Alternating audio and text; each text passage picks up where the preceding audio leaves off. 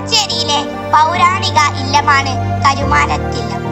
ജന്മിത്വം നിലനിന്ന കാലത്ത് കൊളച്ചേരിയുടെ ഇടവാഴി കരുമാരത്തില്ലത്ത് നമ്പൂതിരിമാരായിരുന്നു.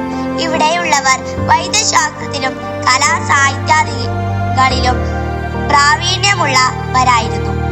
ഇല്ലപ്പറമ്പ് ഒരു മികച്ച ജൈവ വൈവിധ്യ കേന്ദ്രമാണ്.